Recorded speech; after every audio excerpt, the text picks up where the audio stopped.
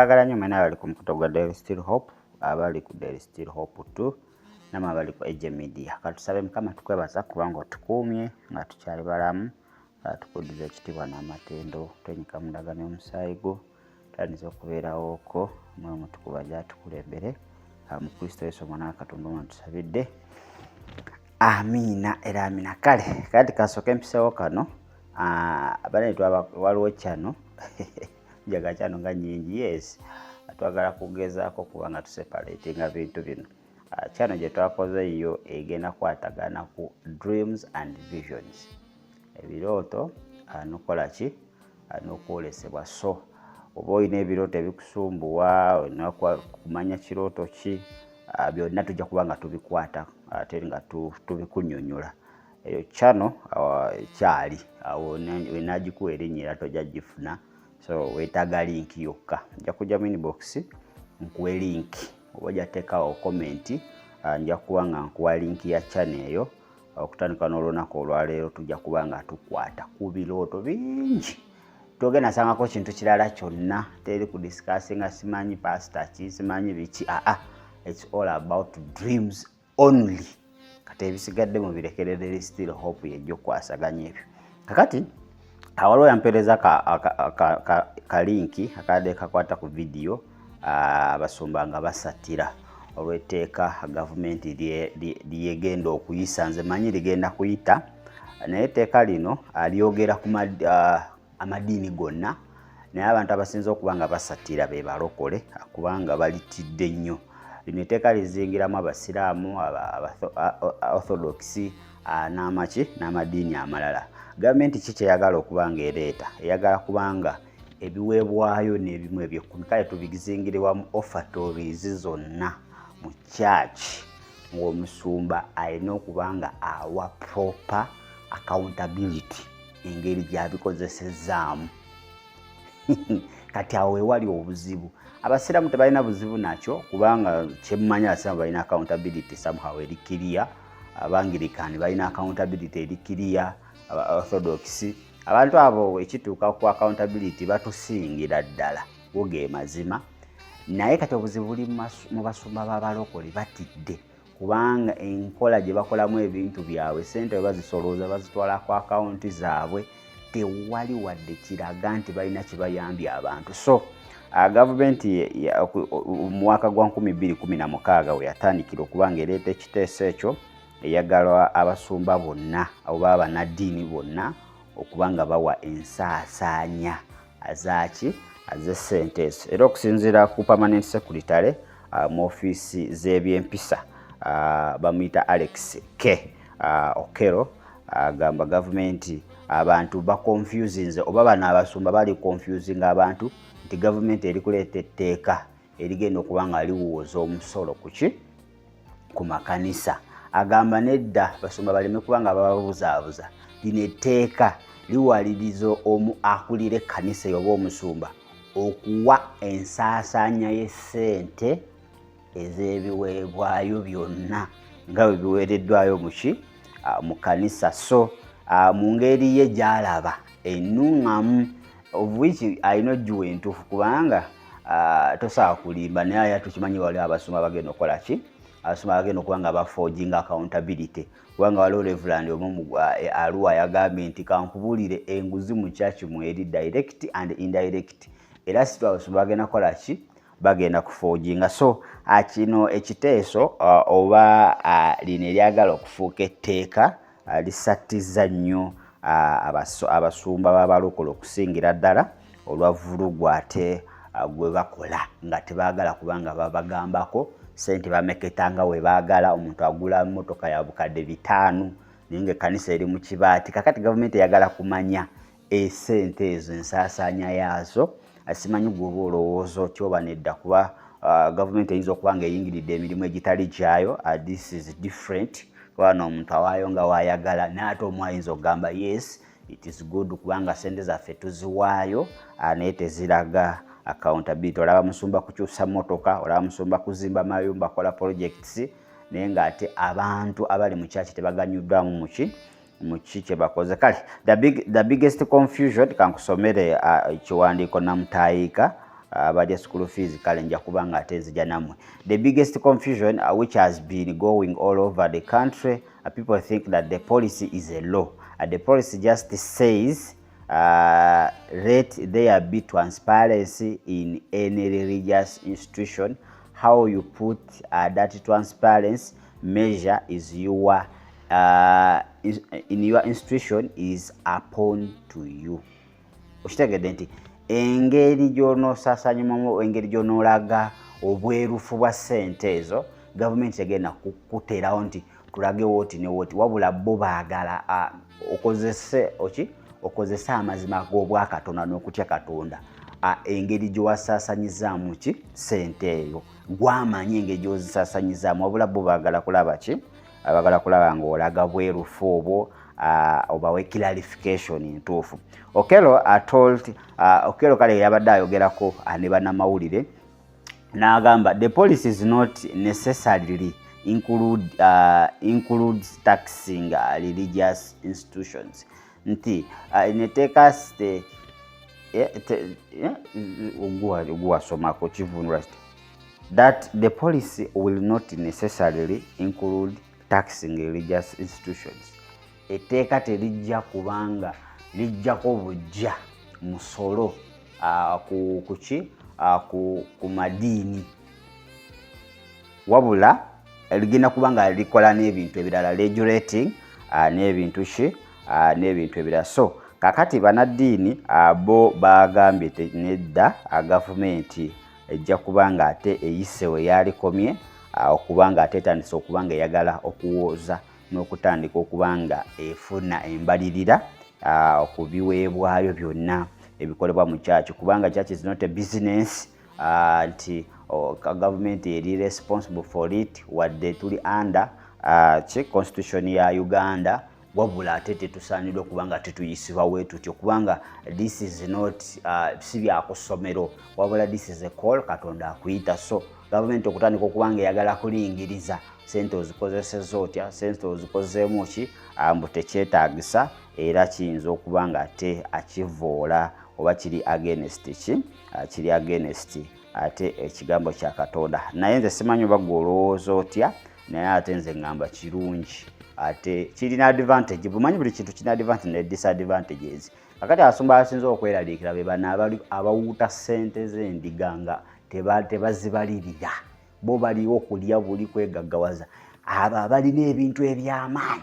Era nalabye Muzeeyi Kayanja nga agamba baliteeka basooke balizeeyo tulyetegereze. Buli musumba ogwolaba nti ye mu Kampala munene etteeka taliwagira, kubanga ligenda tandika okulingiriza eby'obugagga, wajja wa ssente, wakolamu ki guno omwaka, naye ate ogenda olabira sitaani ng'akozesa abasumba, kuba abasumba bagenda kulimba. Okitegedde?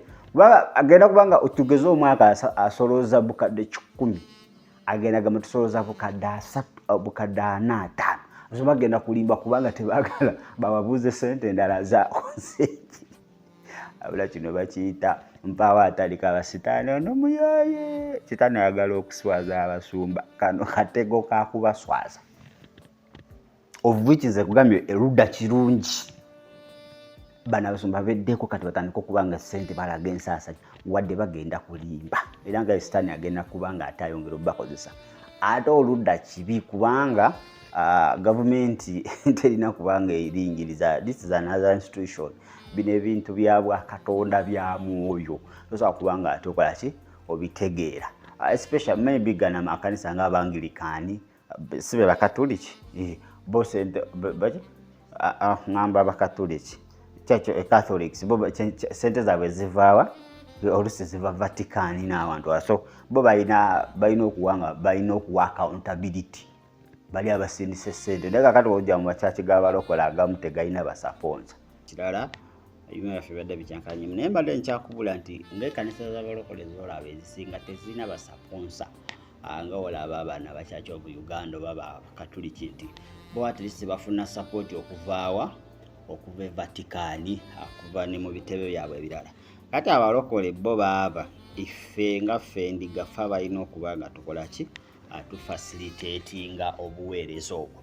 Naye ate ennaku zino kikumala enviiri ku mutwe, abasumba bo omulimu gwabwe kubanga bekusa endiga ne bazirekera emisege. Spiritual endiga tebazifaako, ziri awo. Financially bo tebabifaako, bo bafa kasomo ekimu ekyokumi. Era oba tokireeta atandika okuba nga akupiininga. Bakitoleta kimu kya 10 akubira essimu kumukumu n'okuweereza okuweereza message. Naye omusindika message musumba emirimu emirimu mibi tegikyatambula.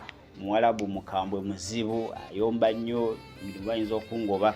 Ezo taziraba ngamba we shall pray zikuba blue tick. Naye kituuka nga omwezi gugwako ate ekimu ekyokumi n'akola ki n'akibanja bubi nnyo.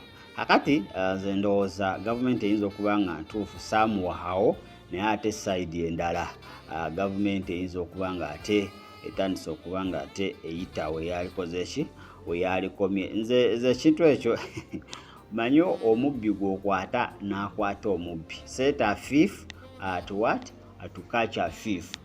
Zino ekkanisa zino zolaba ennene abasumba abakaayana abo bewalabye ku mawulire saa kubanga njogera n'amannya gaabwe. Abantu abasinga okuba nga basabirayo bakozi ba gavumenti ate ababbye ssente za gavumenti. Kale babbasa ennyingi ne bagala ne bawaayo ebiweebwayo biki nga biwera kusinza bo ku ndaba yaabwe, ne balowooza nti bawadde nnyo Katonda. Kaakati ssente ze bawaayo tebalaba kye zikola.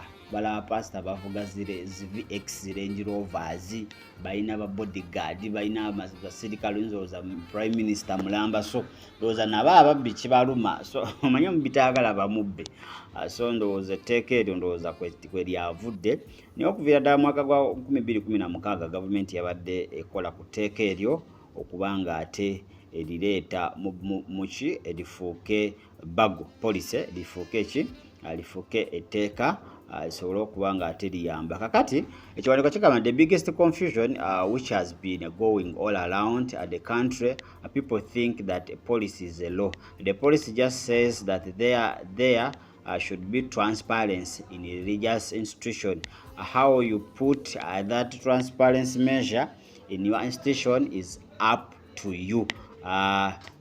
Government yeyagala ogiwe accountability.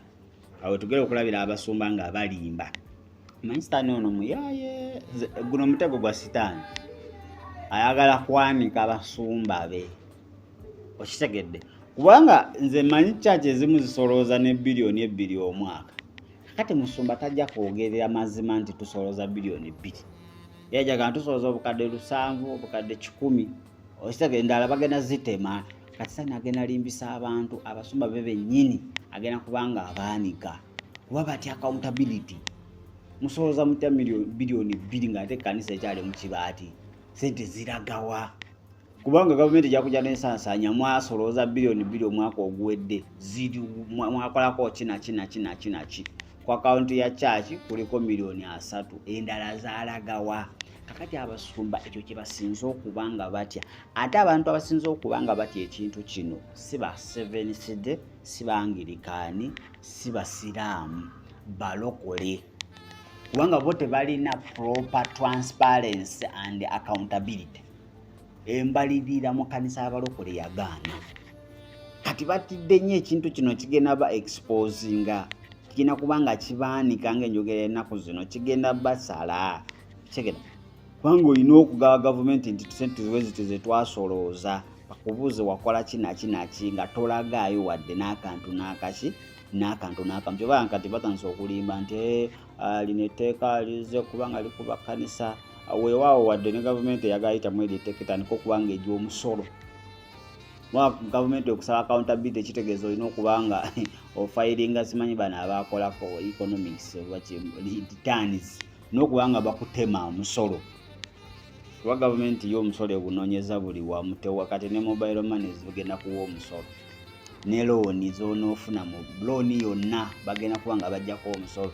Ne gavumenti y'omujajjuwulira. Kakati basumba batandise kwekwasa musolo. Gavumenti ayagala kujja ku kanisa musolo. Gavumenti nzikize endala tezikaaba. Lwaki? Zina proper transparency and accountability. Naye ffe abalokole tetugirina. Ebyaffe byakujingirira byaku statements mpitirivu nnyo. Abantu bawaayo ne tebalaba ki asente zaabwe kikola ki kizikola. kakala no Mr. Okero yagamba nti religious leaders said we have to tax the money. No, we want those resources that believers give to be used properly, he said while meeting religious leaders from Mulango sub-region in Lira City Tuesday. Nti ono permanent secretary wa ethics and integrity BMPSA nti yaga bana abakulembeze bano bagamba mbu gavumenti yagala bajjako omusolo nedda gavumenti mbu kyeyagala okukola kwe kubanga zino ssente abana endiga ze zireeta oba bano abakkiriza ze baleeta zikwatibwe mu bulungi mu bulambulukufu. Government taxes are taxable income. A giving in the church almost is not an income. It is a development money, he explained. Olaba banasobaga bagana tandika otujjako omusolo biki. Kakati ono permanent secretary yagambye nti income oba omuntu kyonna kyafuna kyekigibwako omusolo naye okuwaayo mu church it's not an income, si byanfuna nti byankulaakulana. Kitegeeza nga leka gamba tebagenda kubanga babajjako ki musolo bo baagala kyetuyita accountability awo bagenda okuyoolera abasumba. Naye ate enguzi wegenda okweyongerera mu kanisa kuba bana banajjanga okukola auditing bagenda bagulirira awo sitaani wagenda okuba nga atambuza bigere mu church. Enguzi obukumpanya byonna obutogera mazima byonna bigenda kubanga byeyongera mu kanisa. So sitaani ali ku mitego gye yakwongera kwanika abasumba be. Ndowooza Mukama atuyambe ate tusobole okubanga ate amazima gatufuula abeddembe kubanga omulabe sitaani kyakola. Kakati okusinziira ku Swahaba oba Seeka Ibrahim Okero nga yamyuka district card owalango yagamba ekyo kirungi nnyo okubanga kireetebwa kubanga kijja tuyamba engeri gye tulinza okukolamu ebintu byaffe ate n'okwanika abo abakenuzi mu religious religion mu lulimi olufuutifuuti abalya school fees mwe mubiveeko. The framework is placed will be enabled us to use our structures so that whoever is corrupt is dealt with. Oyo Swahaba yabadde akola ki ate Reverend Canon Richard Opio Oto nga ye Vinca of All Saints Cathedral Boroboro agamba what when you see what Cain and Abel did, there was an issue of accountability and transparency.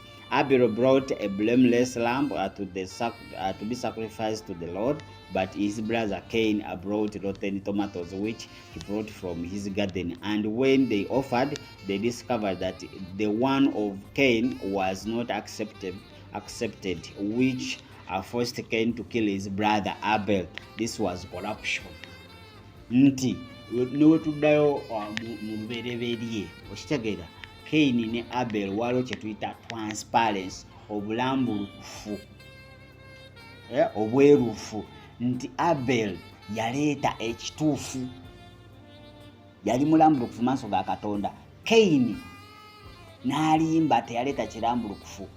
Kati Reverend alinga ategeeza ati mu makanisa mulimu webityo abamu abasumba teboogera mazima ensasanya ya ssente weewaawo waliwo n'abakola ki n'aboogera amazima ku nsasanya ya ssente. Naye simanyi gwe oba okirowoozaako ki ekyo gavumenti okubanga ate etteeka eryo nze manyi ligenda kuyita baagala tebaagala ndowooza bannaddiini obalaba naddala abalokole batandise okuba nga batuula obufoofofo bagamba banaye etteeka mulizeeyo etteeka tetunaba lyetegereza etteeka eryo akati ono Bishop bamwita Lino Wanok of Lira Catholic Diocese agamba now the country will not lose the battle against corruption after we come in because we were not yet fully guided by policy. Corruption has not spared the church because we are all the citizens of the same country, and if it is being practiced direct or indirectly, you find you are participating in it. Kitegeera so tesimanyi kikyolowooza ku tteeka eryo naye nga lyeryo abasumba naddala mu kibuga Kampala bo tebakyatuula kubanga balina ssente naye tebalaga nsaasaanya yaazo. Abantu bongera kuwaayo, omuntu n'asolooza n'ebisawo by'essente, naye ng'ekkanisa abantu bali bubi. Tewali development yonna gyakoze mu kkanisa nti oba azimbyeko akasomero kali awo kayamba bamulekwa b'ekkanisa, oba bannamwandu kayamba ku baana kabasomesa, oba bazimbyeyo akalwaliro nti omukadde w'ekkanisa oba omuweereza yenna waalwasa omwana akenda ne bamujjanjaba ku bwereere oba ku kibanja mpola. Tewali, obula bagasomero gaabwe, olabaga motoka ge bavuga, olabaga TV stations na radio ge bakola ate nga galina mu mannya gaabwe. So ne baleka nga ate ono omugoberezi yaali bubi nnyo, talina buyambi bwonna. Naye ngaffe nti tuwaayo, ffe tuwa Mukama, atwesiga Mukama. Mukama yamanyi engeri ayinza okuba nga ate atusasulamu, naye ate nosanga omuntu nga awaayo mu church naye nga n'ekkanisa gy'awaayo tebamumanyi. That's the problem. Okitegera, oli eyo osindika kiweebwayo, osindika kimu kya 10, nina omusumba gw'osindikira takumanyi, niwe ofuna ekizibu tasobola kusabira, wabula gwokola gwa kusindika niwe omukubira essimu musumba emirimu nga nja kusabira, naye okutuuka ku kimu ekyo10 abeera active. So nammwe mubeere n'amagezi ag'Obwakatonda. Buuza Mukama awantu awatuufu olina okuwaayo ensigo. Let me tell you, pastor yali responsible for your failure and for your success. Omusumba gwo w'ekimu ekyo10 avunaanyizibwa kinene nnyo okukulaakulana kwo oba kukubonaabonaako. Avunaanyizibwa kinene kuba ezisente z'osiga oba z'owaayo alina okuba nga asaba Mukama emirimu gyo gisobola okuba nga gigenda maaso. Naye w'osaba towaayo n'oweebaka nti kati balina gwe n'oweebaka bwebasi. Nedda, olina okukola paati yo, naye ne musumba ateekeddwa okuba nga azannya paati ye. Kale ndowooza sigenda sukka wano, ali etteeka eddanisa okuba nga lisattiza abasumba okwetoola mu ggwanga Uganda, naddala b'abalokole. Abalala tobawulira we bakaaba kubanga bo balina system erina ebasaba oba bademanding accountability ne transparency. Naye mu balokole bo bukola nga oyagala vulugu. Abalokole obusumba bakoleze nga okola ki bwe kale. Nagambye nga tutandika nti tulina omukutu bagwita Mugira Jamil, naye ndowooza ogusakinga saa zino tosobola kugufuna kuba gukyali mupya. Osobola okusaba link mu comment section oba osobola okujja ate n'osaba link ku namba zaffe ez'essimu ze tukozesa bulijjo. Guno omukutu twogera ku birooto nakwolesebwa. Togenda nasangako ate tudisikasinga poliisi eno, ate tukyaziza omuntu waati, ate nagenda muggulu manya geye namanya sitaani. Nedda, tugenda kuba nga tukwata ku birooto byokka. Ensi y'ebirooto n'okwolesebwa yokka gye tugenda okwogerako. Tujja kukwata kirooto kimu ku kimu asobole okuba nga tukunyonnyola. Ndowooza twataddeyo dda ne video so ogenda n'olaba ebirooto ng'ekirooto weekiti ekigamba nti asobola otanga oyambadde engatto ez'enjawulo, different shoes, different types of shoes oba colors. Kitegeeza ki? N'ekirooto ekirala kasitola otanga okoze ki? Kasitola otanga oguze engatto, waliwo okulota nga engatto zo zikubuzeeko, waliwo okulota nga olina gwowa engatto empya, waliwo okulota nga engatto zo ziri turned upside down, waliwo okulota nga okirininga engatto enkadde oba eziddugala, waliwo okulota nga omuntu omulala tayambadde engatto zo, waliwo okulota nga engatto zo bazikubyeko, waliwo okulota nga oyambadde engatto ezikunyiga ennyo, waliwo okulota nga ng'oyambadde engatto z'omuntu omulala, waliwo okulota nga okoze ki nga you have lost you lose your new shoe. Ekyo mbadde nkikugambye. N'ebintu ebirala bingi nnyo ate byetaaga okuba nga ate otegeera. Waliwo okulota ng'oyambadde omugulu ogumu ngatto mpya, ogumu ngatto nkadde. Waliwo okulota nga engatto z'oyambadde nkadde ate nga tezikomawo nga njulifu, nkadde ate nga njulifu. Bannange, birooto biri mu nsi muno. Naye waliwo okulota nga oyambadde ki engatto mu bigere ebifu, wearing shoe on a wrong foot. Ekyeno okizize eno, ekyeyo okizize eri embaliga. Nga bwe twali mu kyalo nga bagamba okulota ng'oyambadde ki ng'oyambadde ki embaliga. So ebirooto bingi bye tugenda okuba nga tukwatako eyo buli lunaku. Tujja kuba nga tukuteerayo ebirooto bibiri bingi nnyo, ate naawe sindika ekirooto kyo. Omukutu bagwita Mugira Jamil, ndowooza profile picture onogituukako nzaaliko naye channel tenaba kubanga etambula nnyo ndowooza osobola link yaayo ne tugikuwa okuyita ku WhatsApp n'okuyita mu comment section osobola okuba nga ate ogifuna. Kale ndowooza sigala kubanga nsukka wano 075234 1447 ne 0761 088 Alinisa Hotel mu kibuga Jinjayitayo. Ebintu byonna bijja kuba nga ate bitambula bulungi nnyo. Weekend ab'embaga ab'emikolo byonna mujje wano ekifo ekyo bakiteeseteese dda okuba nga ate kiteekeko omukolo.